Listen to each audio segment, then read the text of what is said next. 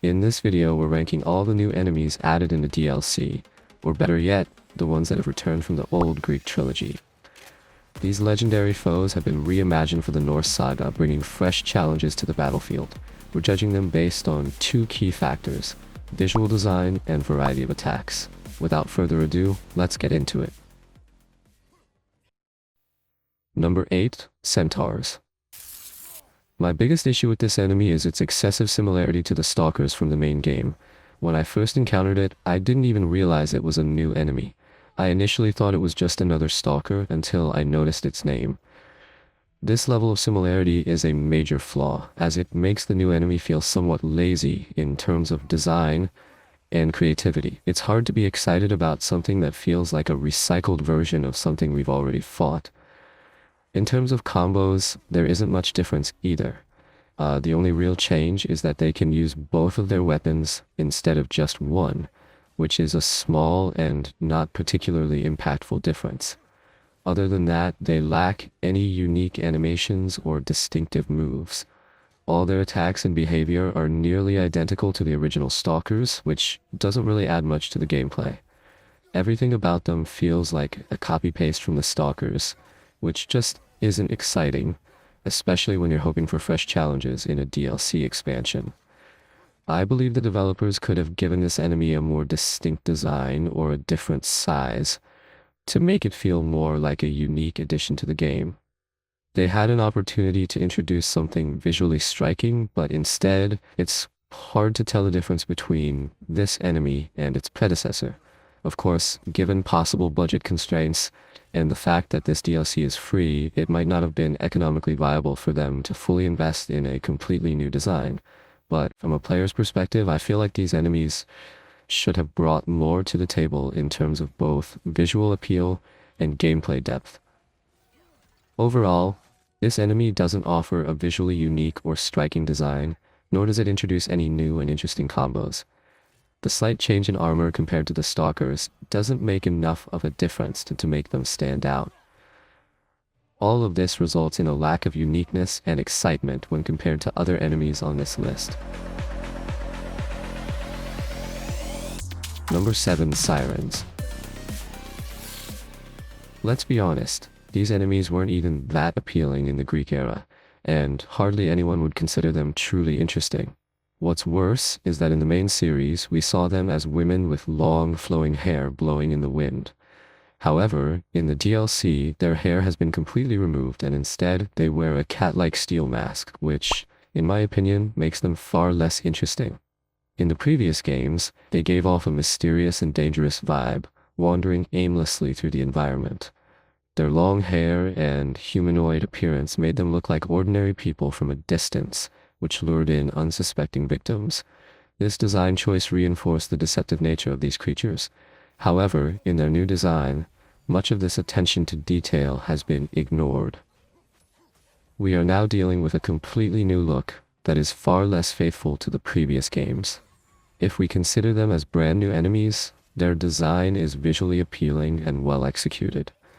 But if we compare them to their Greek-era counterparts, they don't look nearly as good and feel less in line with their original concept. From a gameplay perspective, they can be categorized as one of the most frustrating enemies. During combat, they constantly throw orbs at you and curse you with their screams, which after a while can become quite annoying. To be honest, I didn't really enjoy fighting them, and their attacks weren't to my taste. The only redeeming quality of these enemies is their haunting screams, which are expertly executed and clearly inspired by the Greek-era games, evoking a strong sense of nostalgia. Additionally, their finisher animations are nearly identical to those in the classic games, making them incredibly satisfying to pull off. Undead Legionnaires.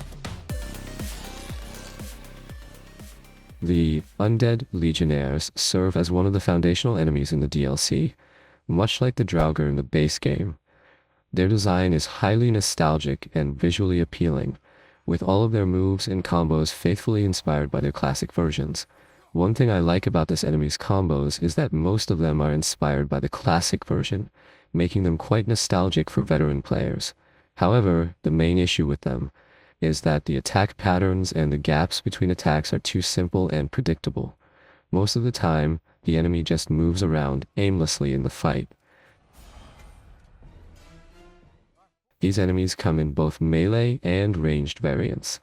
In their ranged form, they use a shield to block projectile attacks unless you aim for their legs. This adds a slight tactical element to fighting them, but it doesn't do much to make them feel more unique. Personally, I also would have liked to see their armor evolve as their level increases, just like in the previous Greek-era games. However, that isn't the case here, as they retain the same armor regardless of their level. Overall, the Undead Legionnaires are decent in terms of design and attack patterns, but in my opinion, they are far too simple and lack the depth needed to rank any higher. Number 5. Harpies. The Harpies have several notable strengths that make them particularly appealing to me. First and foremost, in God of War Ragnarok, we have very few airborne enemies that remain in flight throughout combat. The ones that do exist tend to have extremely low health bars, making them too easy to dispatch. This enemy, however, fills that gap by having significantly more health than other flying foes, ensuring that aerial combat feels more engaging and challenging. Surprisingly, despite their appearance, Harpies possess a far greater variety of attacks than the Undead Legionnaires. Each of their attack animations is carefully crafted, drawing strong inspiration from their previous iterations without feeling rushed or poorly executed. Another impressive aspect is their movement. Watching their flight animations and mid-air rotations, it's evident that the developers put considerable effort into their fluidity and realism. The physics and dynamic motions of these creatures feel well polished, making encounters with them more immersive. However, my biggest issue with Harpies, and the reason they didn't rank higher, is their design. In Greek mythology, Harpies were depicted as half-human, half-bird creatures with malicious intent. In previous God of War titles, this human-like appearance was clearly visible, reinforcing their mythological origins. Unfortunately, in this new design, their humanoid features are almost entirely absent, making them look more like generic monsters. This shift diminishes their lore accuracy and takes away some of their original appeal. If you've made it this far, please leave a like and a comment to show your support. It really helps us out.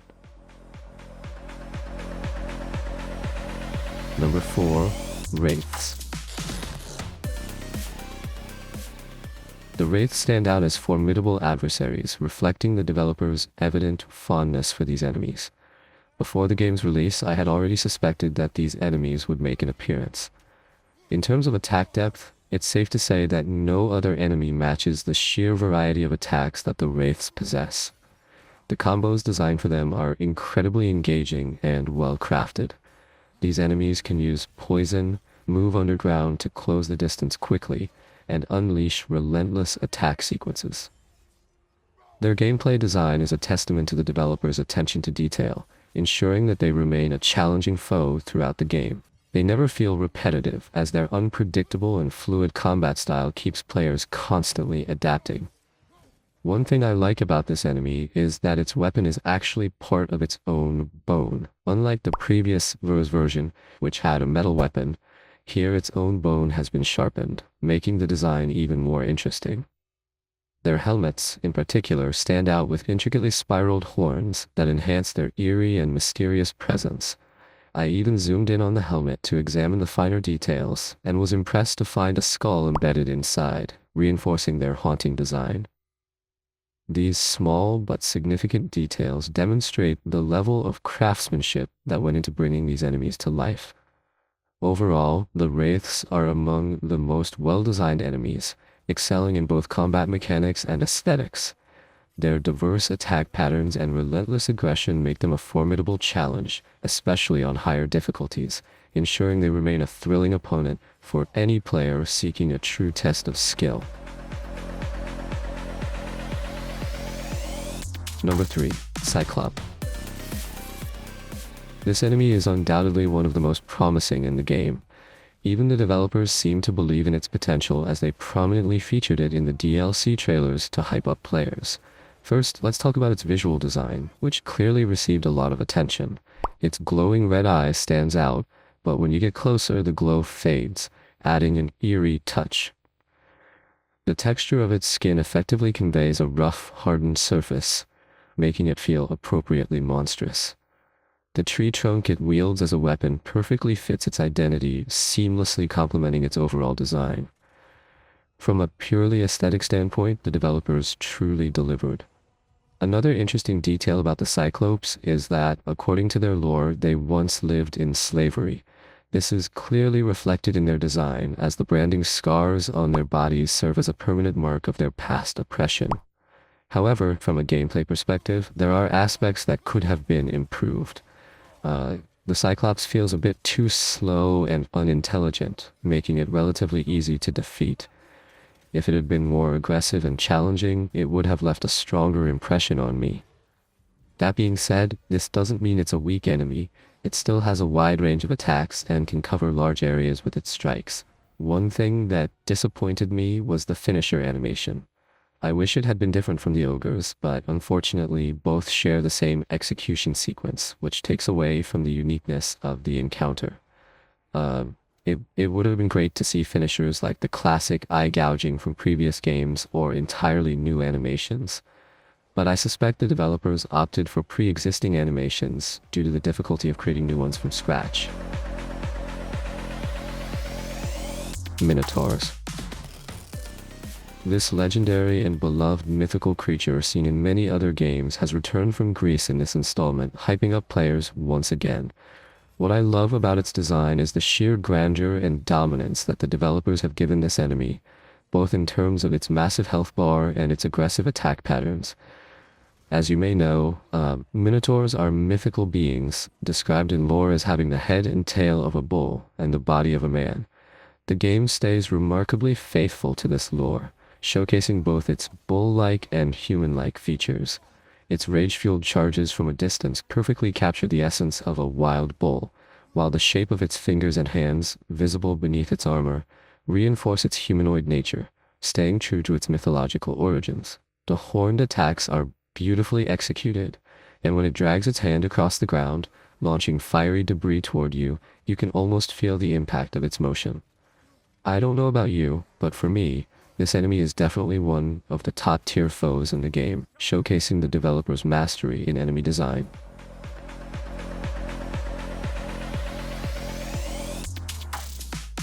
Number 1. Legionnaire Captains. Few would have expected this enemy to perform so well in the game, but it has truly proven itself as one of the standout foes. First of all, when it comes to the depth and complexity of its attacks, I have to say that fighting this enemy offers the most thrilling one-on-one duel you can experience in the game. The way it combines its two weapons is both strategic and intimidating, striking continuously and systematically. This leaves you with very few openings to land a hit, forcing you to stay on your toes and constantly adapt your strategy. From an AI perspective, this is, without a doubt, the smartest and most strategic enemy in the game. It fights with such precision and timing that sometimes it feels like you're up against a real challenge, not just a filler enemy. Its behavior and tactics are so well executed that you can't help but feel that it truly earns its title of captain. Every move seems carefully calculated, and the way it anticipates your actions makes it a formidable opponent. In terms of design, it stays highly faithful to its classic look, which is always a great choice. The attention to detail in its appearance is impressive, especially when it comes to the two weapons it wields. The combination of a sword and a sickle-like weapon isn't just visually striking, but also adds a unique flair to its combat style. For me, this is by far the most exciting and dynamic enemy in Valhalla, and of all the returning enemies from Greece, this one stood out to me the most. I hope you enjoyed the video. Don't forget to subscribe for more content like this.